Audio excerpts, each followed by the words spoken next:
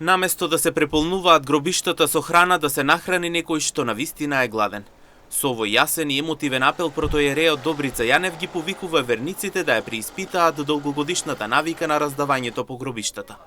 Тој вели дека храната таму не им користи ниту на покојните, ниту на живите, напротив, создава неред.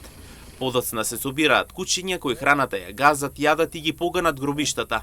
Наместо торби и јадења, тој повикува на молитва и човечност.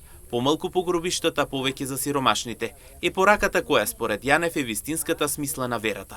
Во Светото писмо дел каде што се вели да се раздаде за покој на душата од имотот на покојниот, ама на сиромаси.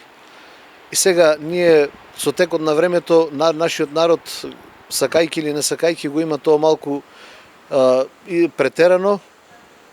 Носиме разноразни јадења по гробиштата, а тоа не е потребно. Доволно е да му дадеме, бидејќи сите знаеме дека кај нас во околината, кај што живееме, има некои сиромашни семејства, има луѓе сиромашни.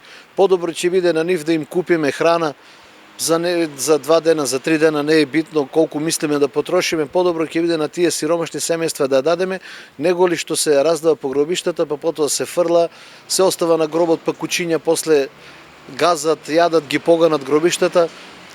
Апелирам до нашите христијани, ајде ворете да се раздаде. Ама нека биде символично, нека биде колку што е можно помалку на гробиштата, а повише да раздадеме на оние на кои што им треба. Молитвата е пропратен дел од светото, го рековме. Граѓаните на терен пак велат дека вечерва ќе раздаваат само лепи локум, а со почит кон верата и починатите на гробиштата утре ќе понесат само пченица и вино.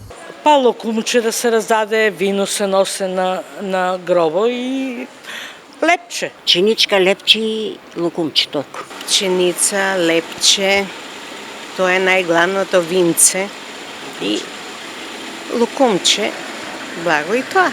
И така. Одам, мажо ми е починат и одам. Со овој повик црквата потсетува дека вистинската почит кон покојните не се мери со трпеза, туку со дела на добрината. Да се спомнат починатите со молитва и да се помогне на живите, тоа е пораката што треба да се пренесе од секој гроб на секое срце. И можеби токму така ќе ја покажеме верата не со зборови, туку со дела.